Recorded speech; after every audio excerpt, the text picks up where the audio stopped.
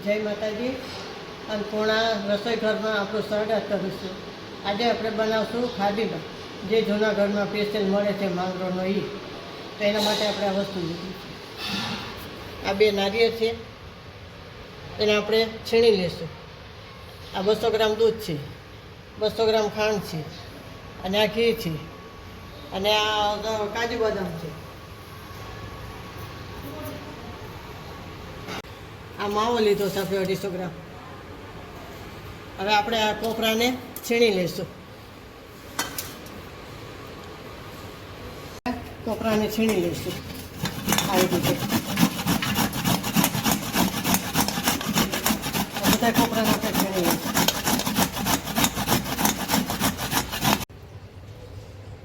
હવે આપણે ગેસ ચાલુ કરશું. આ કઢાઈ મેળશું.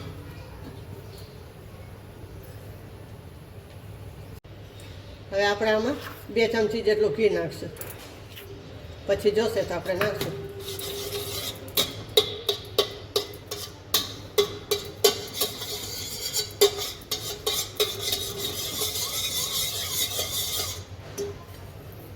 આપણે એમાં કોપરું નાખી દઈશું અને થોડું શેકી લેવાનું ઘીમાં.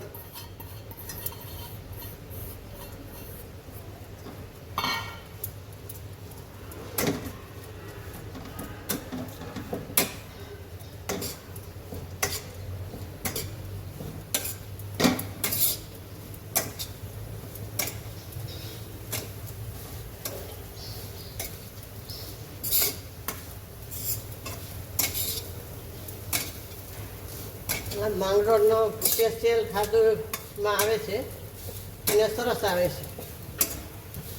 ખાવામાં સરસ લાગે છે. બનાવવામાં તો કાંઈ એટલી બધી મહેનત નથી. 10-15 મિનિટમાં તો થઈ જાય.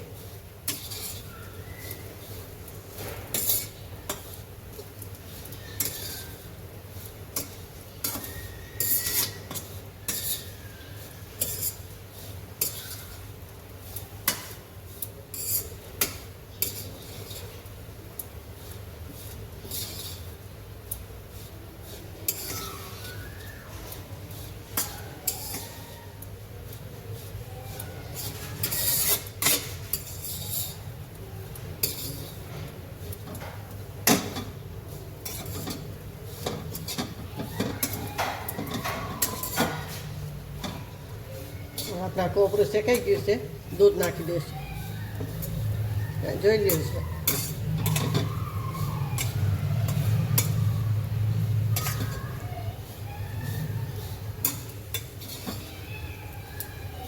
હવે આપણે દૂધ નાખશું.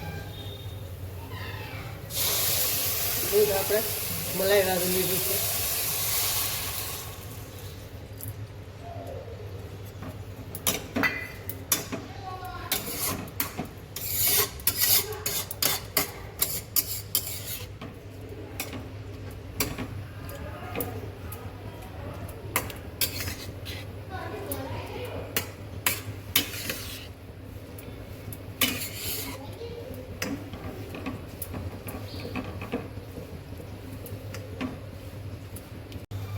હવે આપણે ખાંડ નાખી દઈશું.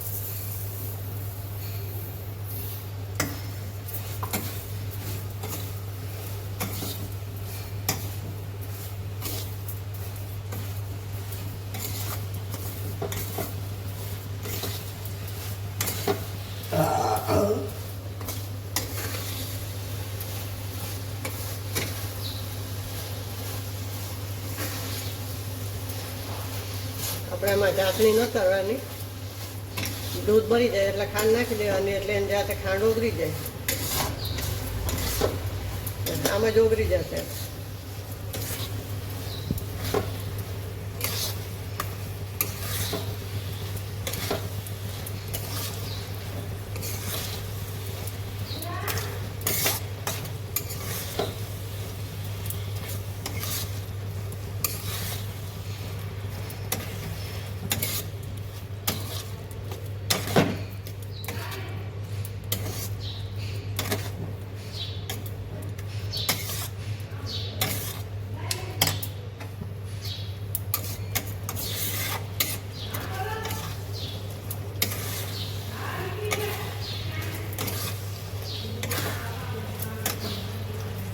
ખાંડ નાખે એટલે કોપરું આમ થઈ જાય, એમને એમાં જાય બધા ઓગળી જાય અને ઝીણું થઈ જાય. કોપરું તો આપણે છીણેલું જ છે, મિક્સરમાં ખાઈતું નથી, થોડું આખું રાખવું પડે.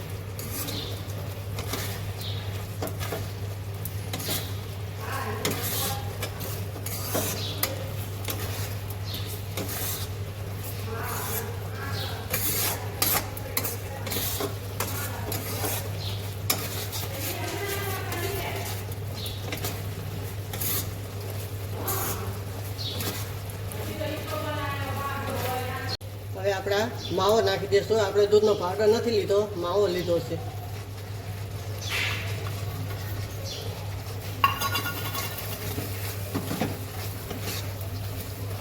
માવો નાખવાનો, માવો નખાય, દૂધનો પાવડર નાખવો તે નખાય, મલાઈ દૂધની સારી હોય તો એ પણ નાખવી તો નખાય. આમાં ત્રણમાંથી એક તો નાખવું જ પડે.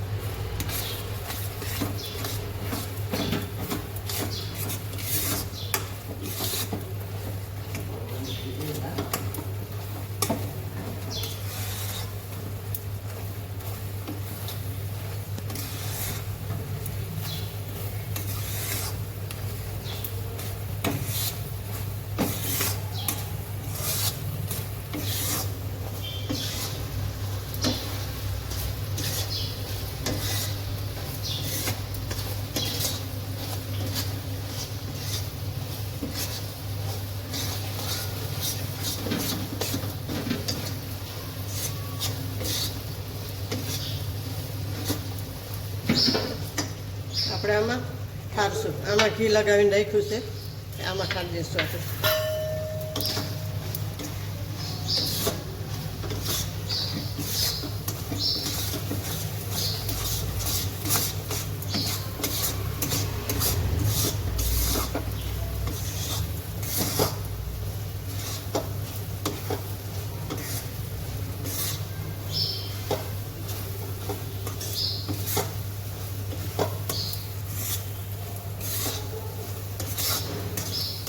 હવે આપણે ખાધી પાક તૈયાર છે, ગેસ ઠાર નાખીશું.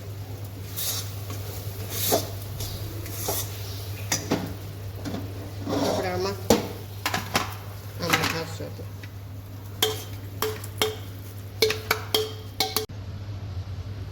હવે આપણે કાજુ બદામ નાખશું.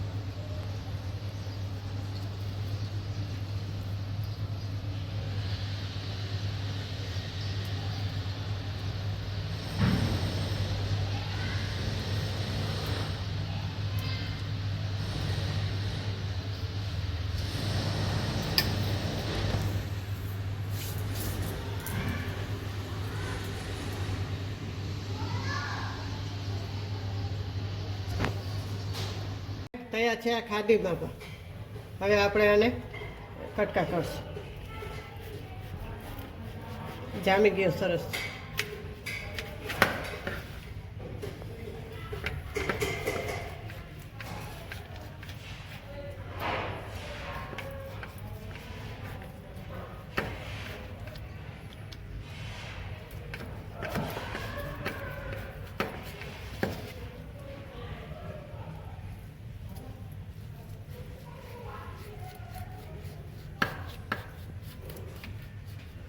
હવે આપણે સ્ટોલ કરશું.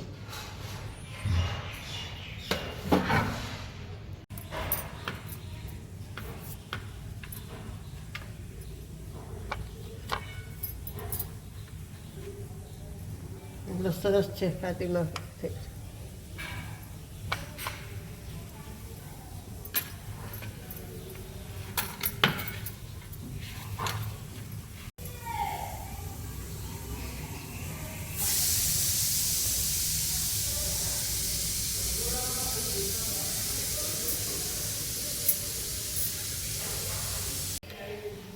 આપણો તૈયાર છે આ ખાધીમાં પાક. તો લાઈક કરજો, શેર કરજો અને બે લાઇકન દબાવવાનું ના ભૂલતા. સબસ્ક્રાઈબ કરીને કહેજો તમને કેવો લાગ્યો. જય માતાજી.